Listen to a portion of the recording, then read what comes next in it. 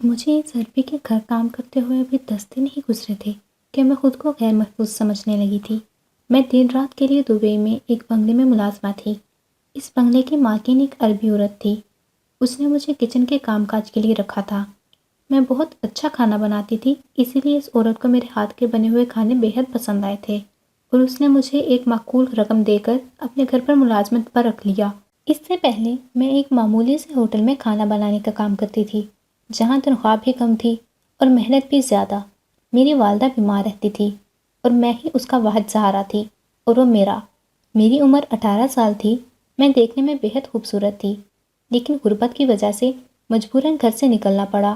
میرا کھانا اس ہوٹل میں آنے والے لوگوں کو بے حد پسند آنے لگا۔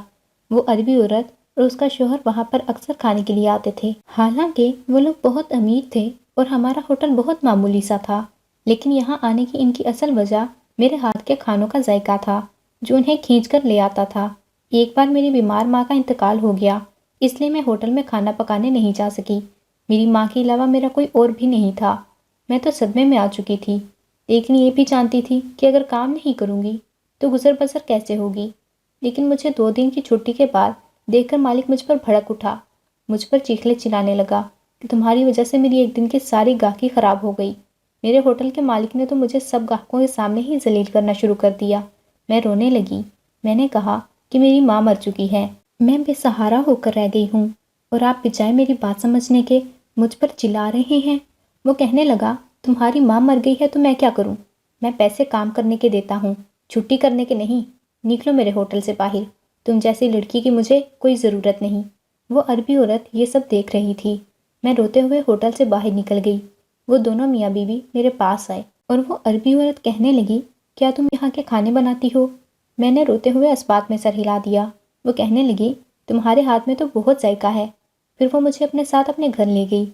میں نے اسے سب کچھ بتا دیا۔ وہ کہنے لگی، جتنی تنخواہ وہ ہوٹل کا مالک تمہیں دیتا تھا میں اس سے بھی زیادہ دوں گی، اور پھر تمہیں رہائش کے لیے کوارٹر بھی دوں گی جہاں پر تم آرام سے رہ سکتی ہو، لیکن میرے پورے کچن کو آج کے بعد تم سنبھالو گی۔ میں خوشی خوشی راضی ہو گئی۔ 10 دن ہوئے تھے مجھے وہاں کام کرتے ہوئے۔ میری مالکن مجھ سے بے حد خوش تھی، کیونکہ اسے نت نئے کھانے مل رہے تھے، اور اس کا شوہر بھی میرے کھانوں کی بہت تعریف کرتا تھا۔ لیکن جب سے میں نے اس کے گھر میں کام کرنا شروع کیا، ڈائننگ ٹیبل پر کھانے لگانے کی ذمہ داری میری تھی، یہاں تک کہ ان کی پلیٹوں میں ان کے پسندیدہ کھانے بھی میں ہی ڈال کر دیتی تھی۔ وہ بس مجھے آرڈر کرتے تھے۔ جب بھی میں اس کے شوہر کی پلیٹ میں اس کی من پسند چیزیں ڈالنے لگتی تو مجھے بڑی بے باک نظروں سے دیکھنے لگتا۔ جیسے ہی میں اس کی پلیٹ میں شامی کباب یا کچھ بھی رکھنے لگتی، وہ میرا ہاتھ پکڑ لیتا، کہتا، بس ایک ہی کباب ٹھیک ہے۔ میں بے تحاشا گھبرا کر اپنا ہاتھ پیچھے کرتی۔ جب اس کی طرف دیکھتی تو وہ مسکرانے لگتا۔ میرے پاس دبئی میں اب کہیں بھی کوئی پناہ گاہ نہیں تھی، اور وہ عورت مجھے تنخواہ بھی اچھی دے رہی تھی۔ اگر میں اس نوکری کو چھوڑ دیتی تو میرے پاس فی الحال کوئی بھی نوکری نہ تھی، اس لیے یہ سب برداشت کرنے پر مجبور تھی۔ ایک بار میں کچن میں شام کی چائے بنا رہی تھی۔ مالکن کا زیادہ تر وقت باہر ہی گزرتا تھا۔ وہ اپنے ڈرائیور کے ساتھ اکثر باہر ہی رہتی تھی۔ کبھی شاپنگ کرنے چلی جاتی، کبھی اپنے کسی دوست کے گھر۔ مالک آفس سے واپس آ کر باقی کا پورا وقت وہ لانچ میں بیٹھے ٹی وی دیکھتے رہتے، اور میں کچن میں کام کر رہی تھی، شام کی چائے کا انتظام کر رہی تھی۔ جب مالک کچن میں داخل ہوئے، کچن میں میرے علاوہ اور کوئی بھی ملازم نہیں ہوتا تھا، کیونکہ پورا کچن صرف میرے حوالے تھا، اور آج سے پہلے مالک کبھی کچن میں نہیں آئے تھے، اور اس لیے میں دوپٹہ اتارے بے نیازی سے بڑے سکون سے کام کر رہی تھی۔ میں کباب فرائی کر رہی تھی کہ جب مجھے لگا کہ میرے عقب میں کوئی کھڑا ہے۔ کسی کی تیز چبھتی ہوئی نظریں مجھے اپنے وجود پر محسوس ہوئیں۔ میں ایک دم ہی پلٹ کر دیکھا تو گھبرا کر پیچھے ہٹی تھی۔ مالک بالکل میرے پیچھے کھڑے تھے، اتنا قریب کہ جیسے ہی میں پلٹی میں ان کے ساتھ جا کر ٹکرائی۔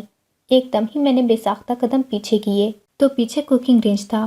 میرا ہاتھ فرائی پین کے اندر جا کر لگا جہاں میں کباب فرائی کر رہی تھی۔ گرم گرم تیل پر میرا ہاتھ لگتے ہی میں چلا اٹھی تھی۔ وہ عربی مالک بھی ایک دم پیچھے ہٹا۔ میں نے اپنا ہاتھ دوسرے ہاتھ سے پکڑا اور چلانے لگی۔ وہ کہنے لگا کہ تمہیں کیا ہوا ہے؟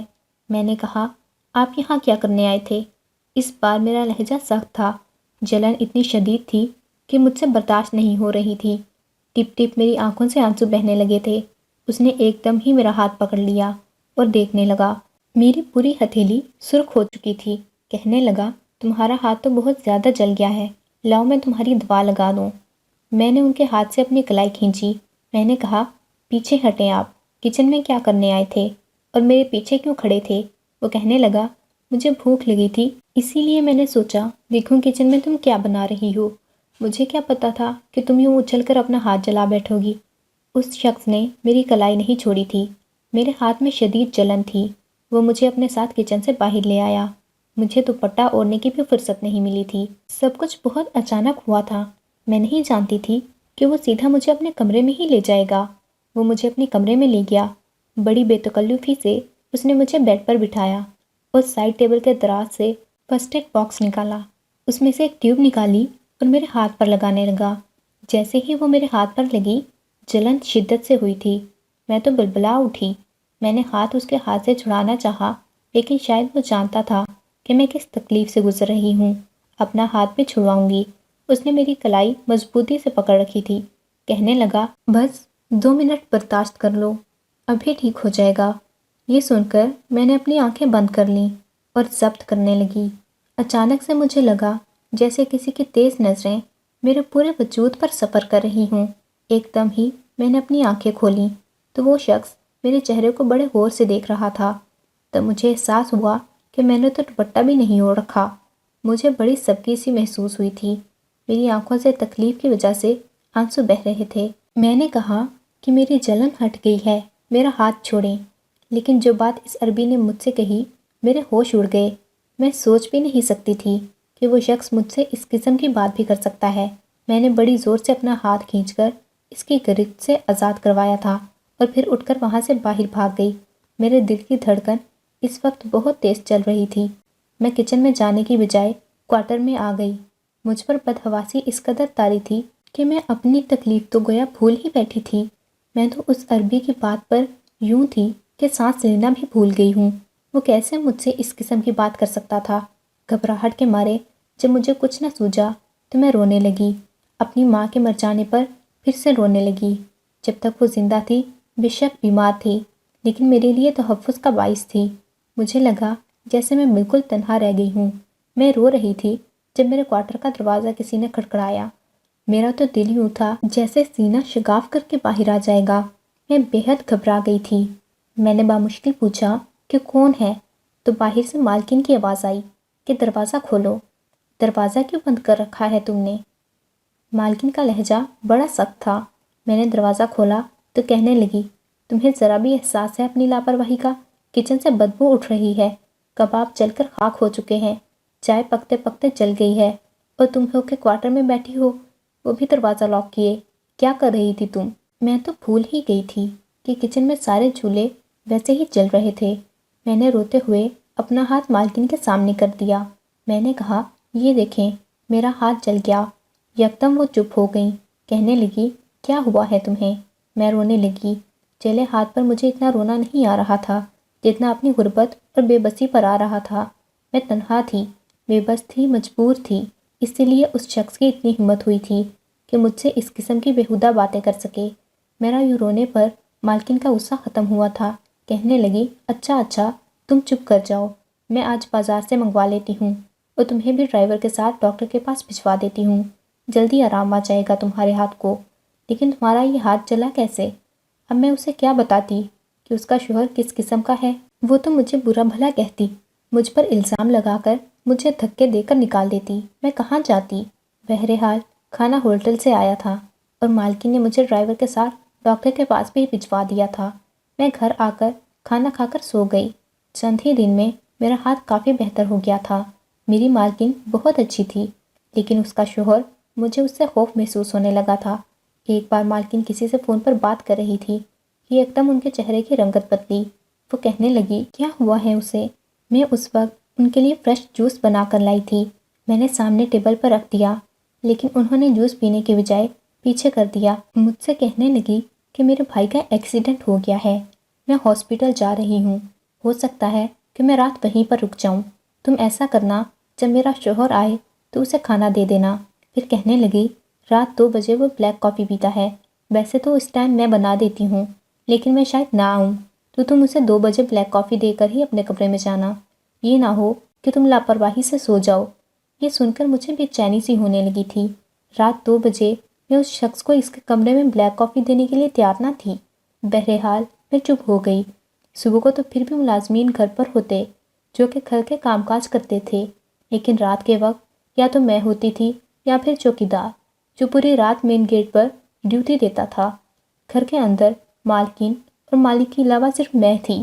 میرا کام کھلانے پلانے کا تھا، اس لیے رات دیر تک مجھے ڈیوٹی دینی پڑتی تھی۔ وہ عربی مالک جان بوجھ کر کھانے کے وقت کھانا نہیں کھاتا تھا، کہتا تھا مجھے ابھی بھوک نہیں، میں تھوڑا لیٹ کھاؤں گا۔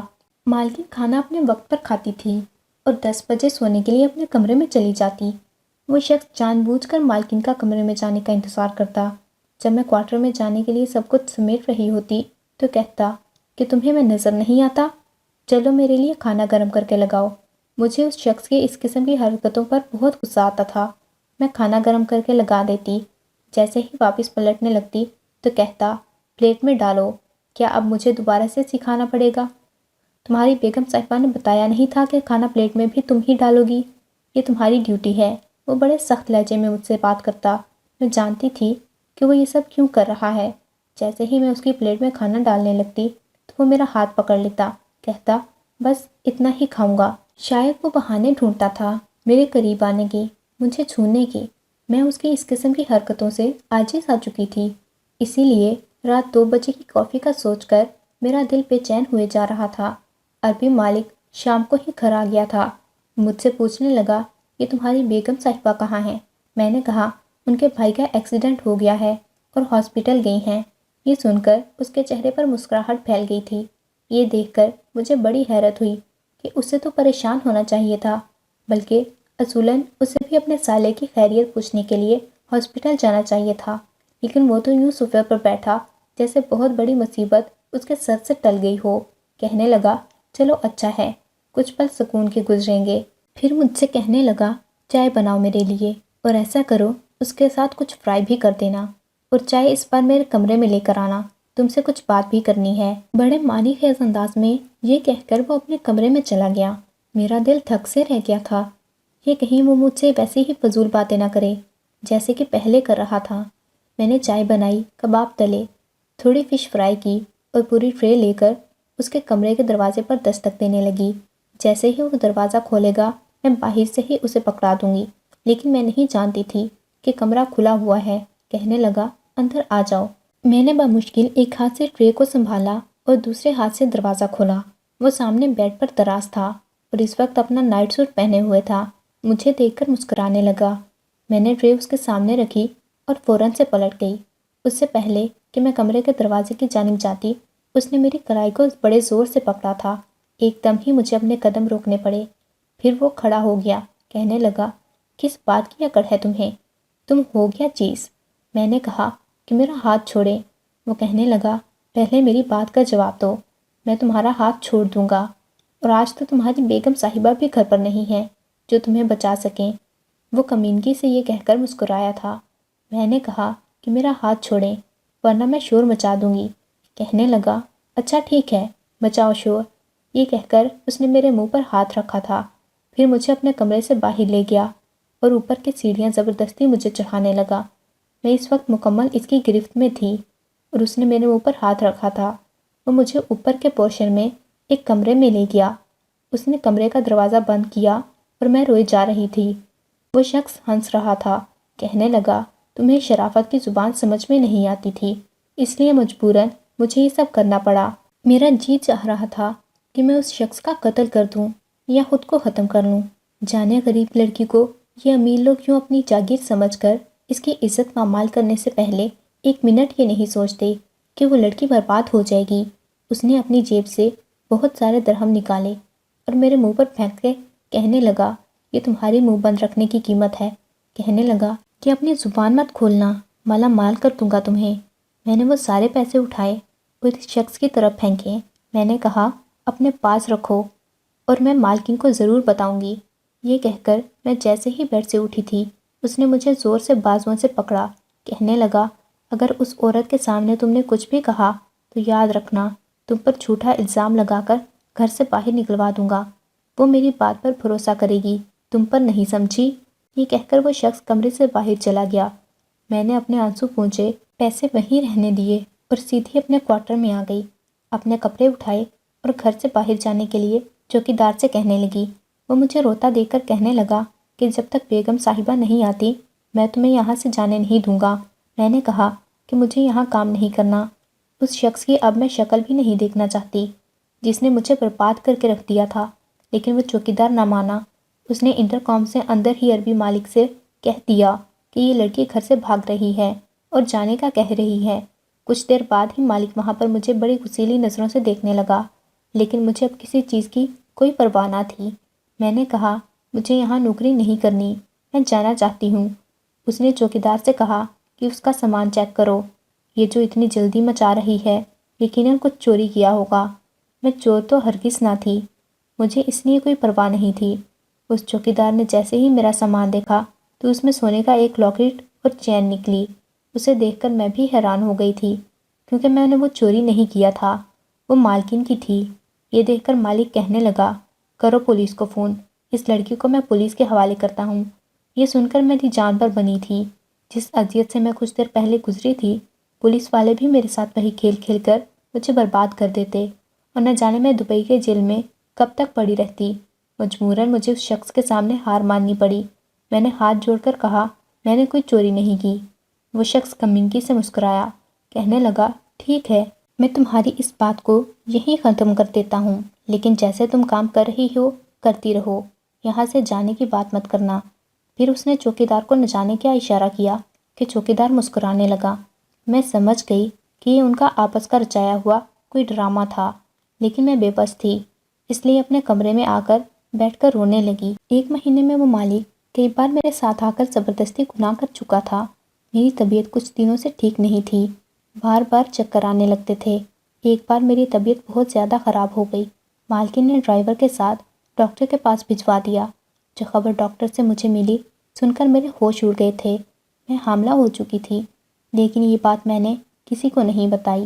واپس گھر جانے کے بجائے اسی ہاسپٹل کے دوسرے دروازے سے باہر نکل کر دبئی کے دارالامان میں چلی گئی۔ 9 ماہ کا عرصہ میں نے وہیں گزارا۔ میرے گھر بیٹا پیدا ہوا تھا اور میں سوچ چکی تھی کہ اب مجھے کیا کرنا ہے۔ میں اس بچے کو لے کر سیدھا اس شخص کے آفس میں چلی گئی۔ وہ شخص اس وقت کسی سے میٹنگ کر رہا تھا۔ میں اس شخص کے کمرے میں چلی گئی۔ وہاں اس وقت 3-4 مرد اور بھی موجود تھے، شاید میٹنگ کر رہے تھے۔ مجھے دیکھ کر تو وہ عربی ایک دم کھڑا ہو گیا، کہنے لگا تم یہاں پر کیا کرنے آئی ہو؟ اس نے سخت لہجے میں کہا۔ میں نے کہا مجھے تم سے بات کرنی ہے، اگر تم اپنی عزت کا جنازہ سب کے سامنے نہیں نکالنا چاہتے تو باہر بھیجو ان مردوں کو، پھر میں تمہیں بتاتی ہوں کہ میں یہاں کیوں آئی ہوں۔ اس شخص کی رنگت نہ جانے کیوں اڑنے لگی تھی، اس لیے اس نے مردوں کو بولا کہ وہ کل میٹنگ کرے گا، وہ لوگ جا سکتے ہیں۔ وہ لوگ بھی بڑی شک بھری نظروں سے اس عربی کو دیکھتے ہوئے باہر نکل گئے۔ آفس کا دروازہ میں نے خود بند کیا۔ وہ کہنے لگا تمہاری ہمت کیسے ہوئی یہاں پر آنے کی، اور تم کیا بکواس کر رہی تھی؟ میں نے کہا کہ اس بچے کو دیکھ رہے ہو، تمہارے گناہ کا نتیجہ ہے۔ یہ سننا تھا کہ وہ کئی قدم مجھ سے پیچھے ہٹا تھا۔ کہنے لگا جھوٹ بول رہی ہو تم۔ میں نے کہا میرے پاس اس بات کا ثبوت ہے، ابھی اس کا DNA ٹیسٹ کرواؤں گی تو ثابت ہو جائے گا کہ اس کا باپ کون ہے، اور پھر جا کر تمہارے خلاف کیس کر دوں گی۔ دبئی کے قانون کے مطابق تم اس بات پر انکار نہیں کر سکتے، تمہاری بدکاری میں سب کے سامنے ثابت کر سکتی ہوں۔ وہ پوری طرح سے گھبرا گیا، کہنے لگا ایسا مت کرو۔ یہ کہہ کر اس نے مجھے بٹوے سے کئی ہزار درہم نکال کر دیے۔ میں نے کہا اسے اپنے پاس رکھو، فی الحال تو 5 لاکھ کا چیک بنا کر دو، اس کے بعد میں تمہیں بتاؤں گی کہ تمہیں کیا کیا میرے نام کرنا ہے۔ میں نے جس بے بسی سے وقت کاٹا تھا، آج وہی بے بسی اس شخص کے چہرے پر مجھے نظر آ رہی تھی۔ اس نے جلدی جلدی 5 لاکھ کا چیک کٹ کر دیا، کیونکہ دبئی کے قانون کے مطابق اگر اس کی بدکاری ثابت ہو جاتی تو اسے بہت کچھ میرے نام کرنا پڑتا اور اپنے بچے کے نام کرنا پڑتا، اور اسے سزا الگ ہوتی اور چیک رسوائی الگ۔ پیسوں سے میں نے ایک گھر کرائے پر لیا۔ اب مجھے جب بھی پیسوں کی ضرورت ہوتی میں عربی کو کہتی کہ مجھے اتنے پیسوں کا چیک میرے گھر پر دے کر جاؤ، جس سے میں اس کے بچے کی کفالت کروں۔ وہ پیسے مجھے خود دینے آتا۔ میرا بچہ 1 سال کا ہو گیا تھا۔ ایک بار وہ شخص آیا تو میں اس وقت نہا رہی تھی۔ دروازہ ملازمہ نے کھولا، وہ اندر داخل ہو گیا۔ جب میں نہا کر باہر نکلی تو اس کی گود میں اپنے بچے کو دیکھ کر پریشان ہو گئی۔ وہ اسے پیار کر رہا تھا۔ میں جلدی سے اس کے پاس گئی اور بچہ چھین لیا اور اپنے ساتھ لگا لیا۔ میں نے کہا، خبردار جو تم نے اسے ہاتھ لگایا۔ وہ کہنے لگا کہ یہ بچہ میرا بھی ہے، میں تم سے نکاح کر لیتا ہوں۔ بے شک میں نے تمہارے ساتھ جو کچھ کیا صرف گناہ کی نیت سے کیا تھا، لیکن میں کئی سالوں سے اولاد کے لیے ترس رہا ہوں۔ اس بچے کو دیکھ کر میں نہ جانے کیوں بے چین رہنے لگا ہوں، لیکن میں نے انکار کر دیا اور اسی وقت میرے گھر کے دروازے پر دستک ہوئی۔ میں نے دروازہ کھولا تو مالکن کو دیکھ کر میرے اور اس عربی مالک کے ہوش اڑ گئے۔ وہ کہنے لگی، مجھے پہلے ہی شک تھا کہ تم ضرور کسی عورت کے چکر میں ہو، پر میں یہ نہیں جانتی تھی کہ تم ملازمہ کے ساتھ یہ سب کرو گے۔ میں نے مالکن کو ساری بات بتا دی۔ مالکن نے اس بچے کو دیکھا تو کہنے لگی کہ میں تمہیں پوری عزت دلواؤں گی، تم میرے شوہر سے نکاح کر لو، تمہارے بچے کو بھی اچھا مستقبل مل جائے گا۔ میں اس عربی کے ساتھ کوئی بھی تعلق قائم نہیں کرنا چاہتی تھی، لیکن نکاح اس لیے کر لیا کہ میرا بیٹا عزت کی زندگی گزار سکے۔ ناظرین، اگر آپ کو ہماری ویڈیو پسند آئی ہے تو لائک اور شیئر ضرور کیجیے، اور ایسی مزید ویڈیو دیکھنے کے لیے ہمارے چینل کو سبسکرائب کیجیے۔